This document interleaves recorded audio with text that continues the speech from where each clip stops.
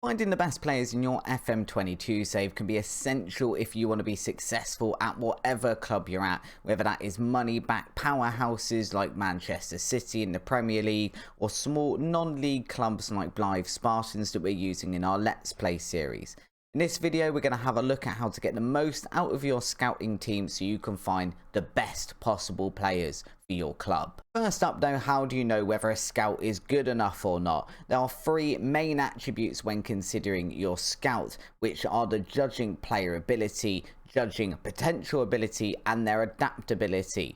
Now the first two may be fairly obvious, but what actually is the point of adaptability? Well, adaptability will essentially demonstrate the staff member's ability to scout a country they don't know that well. Now, personally, I feel this attribute differs in importance depending on what sort of club you're playing with. For example, if you're at a bigger club like Chelsea here, then you may want scouts with good adaptability because they're very likely to be going to lots of different places that they maybe don't know that well in order to find wonder kids for your side.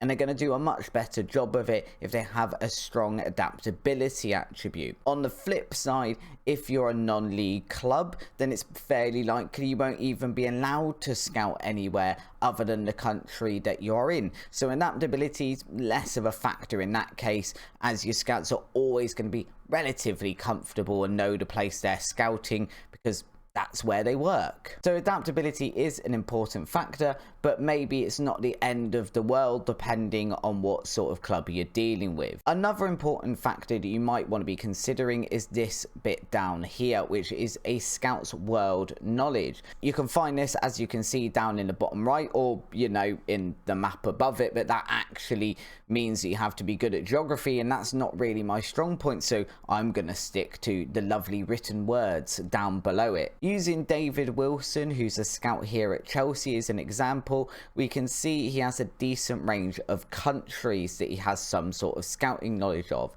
He's got 100% scouting knowledge of England, Finland and Sweden.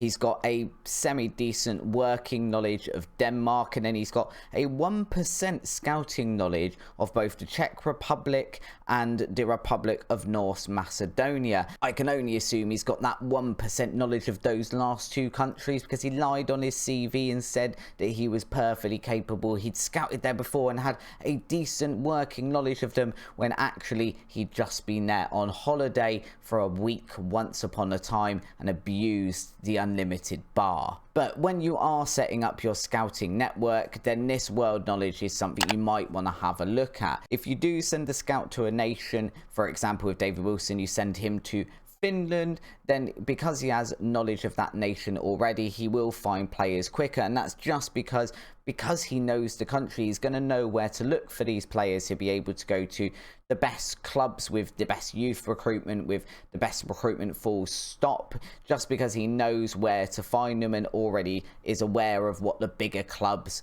to have a look at are within that nation. On the flip side, if you go into scouting over here and then into knowledge, you do get your entire club's world knowledge. So we can see this is all of the regions and nations for Chelsea.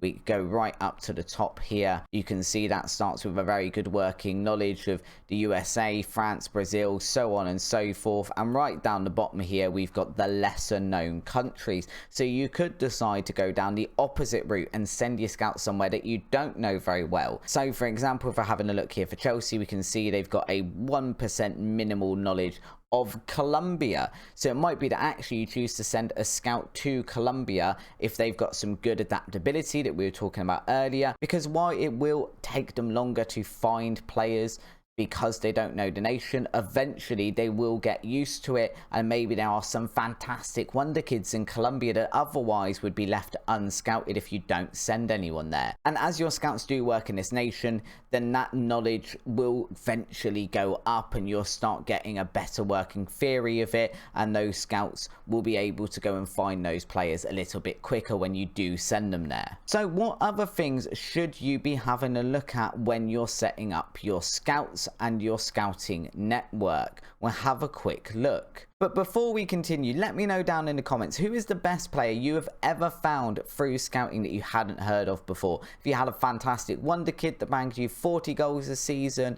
an old veteran that you've managed to bring over to Adelaide United in Australia. Also, please like the video if you think you have got some value from it. It really helps the channel and it will help other people find a video who maybe haven't seen it yet. So then, setting up your scouts. So every club will have a scouting budget, and you can find that by popping over to the scouting centre and having a look up here, so we can see here is the scouting budget. If we have a quick click on that, we can see that it says this will be used to pay for senior youth packages and any individual scouting trips outside of your permitted scouting range. To make that a little bit clearer, that money is going to be used to pay for anything that's associated with scouting. So it's going to pay for your scouts' transport, their hotels, wherever they are staying, and obviously those costs are going to vary greatly depending on the scout location and duration. Obviously, if you're playing in England, it's going to cost a lot less if you're a lower league club, let's say,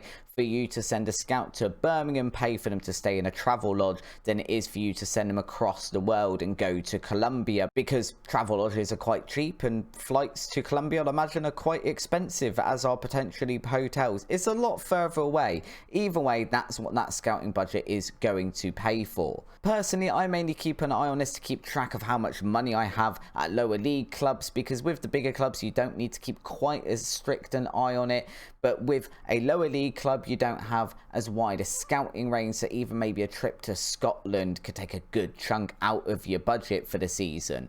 And if you're in a foreign country, maybe in Argentina or Brazil, if you're doing a save there, it might be that your scouting budgets are just a lot lower because the club doesn't have as much finances as your big Premier League clubs. So next up, you are going to want to set up some assignments for your scouts. Now, to do that, if you just go into scouting and you click assignments, you've got up here create a new assignment. We click on that one and it will allow you to create an assignment and let your scouts know what sort of player you're after.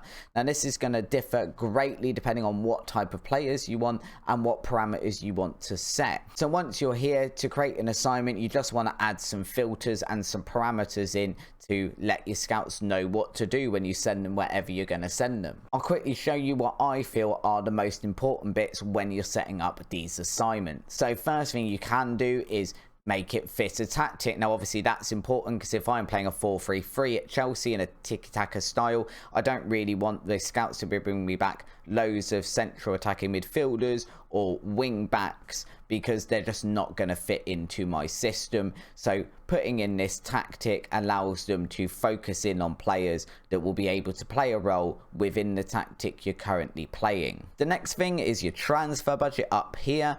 Again, that might be because you need to bring in 5 or 6 players, and that means you've got a £6 million budget. You'd only be able to spend £1 million on each player, so you can kind of tell your scout here how much you're willing to spend on a player that they're going to bring it in within this assignment. So let's go, we'll set this at £1 million, assuming we're a lower league club, or maybe we're looking for a really cheap wonder kid at Chelsea. We've then got transfer type, of course, as well. We're probably mainly going to be looking for transfers, but you could set this for them to go out and look for players that are loans. A really good thing to do as well is, if you're setting up this assignment maybe start of December, I do it every year, is end of contract, because then your scouts are going to go and look for players that maybe when you hit that 1st of January time, you can start offering end of contract deals and get them over to your club in June on a free, which can save you tons and tons of money.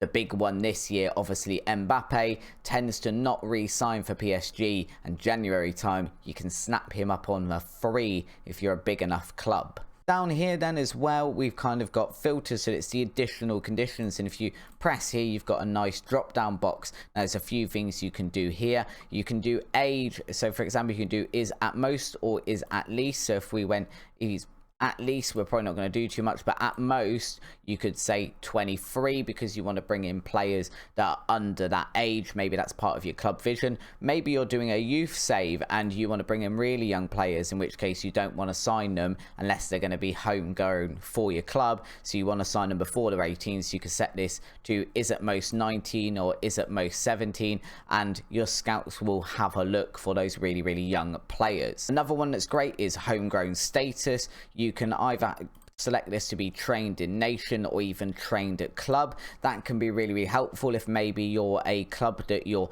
building up and you've maybe qualified for your first Champions League, and now you need some homegrown in nation players because you haven't got enough of them in your side. You've been bringing in foreign imports, and this will help you find some of them, so you'll be able to meet the registration rules for that competition. We've also got scouted current and scouted potential ability. If you go on this one, you've then got this drop down box. Star is equivalent to 5 stars on the scouting report or your assistant report, and it scales down from there. Excellent is 4.5, superb is 4, and so on and so forth. So you can let your scouts know we need somebody who's going to be at least 4-star, who can come straight into the first team, or maybe you're looking for potential and you only want them to find people who are going to at least be a 4-star potential, because it's not worth you bringing in anyone if they're going to be less than that. Another really good one you can do as well is find a similar player to, which is over on this left hand side. So let's, for example, say I'm at Chelsea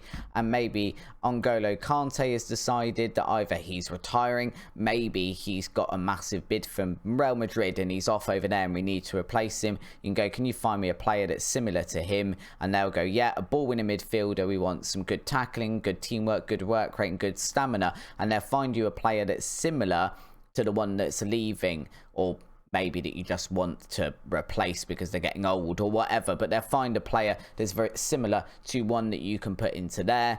And you don't have to put a player that's at your club either. I'm pretty sure we've all heard of Cristiano Ronaldo. I could go, I can't really afford him, but can you find me someone who's maybe a bit cheaper in a budget? Let's say I'm going to give you 20 million, Mr. Scout. Can you find me someone that's similar attributes to Cristiano Ronaldo? And you can get someone who, if you can't afford the man himself, will be the next best thing. The next thing you want to be having a looking at is your scope up here on the right, and this is basically where do you want your scouts to go. So you can do it by competition if you want to go down that far. I can get them to scout the World Cup qualifiers. We can go by nation, so then you've got, let's have a look at Europe. Every nation within Europe, if I only want them to go to one place, for example Germany, if I think there's someone very good over there.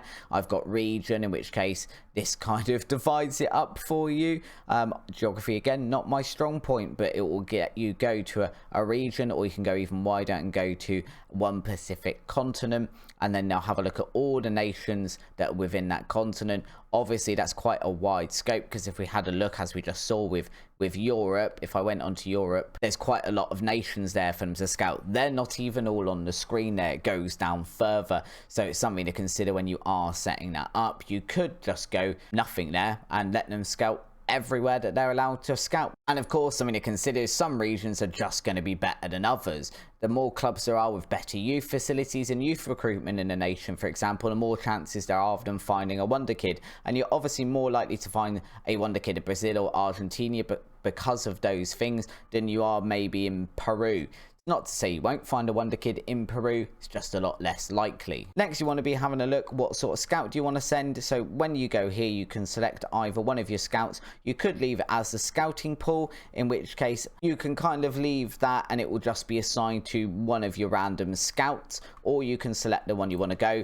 If you do select the one you want to go, as we can see David Wilson here again, it will bring up what their scouting knowledge is like. So that might then be able to let you know what nation you want them to scout, depending on what scout you've got free to go and do the assignment. Finally, you just need to set the duration of this scouting assignment. You can either do until finished, you can do a certain fixed duration from 1 month up to a year, or you could just hit ongoing. Personally, I quite like doing ongoing, and then I leave a scout scouting a nation until such a time as I feel the need to change it, because I notice we're not bringing anyone in, or maybe I need to scout a very specific nation, in which case I'll go and change this. And maybe you always are going to want a scout in a certain nation. For example, you might always want to scout Argentina Argentina because you're absolutely determined to find the next Messi, so you always need a scout in that country. It's definitely my preferred way of doing things, but that's purely so I don't suddenly realise I've stopped finding players and that all of my scouts have finished their assignments and are sat chilling and drinking coffee in my team room. So that is a very quick overview of how you can set up your scouting network.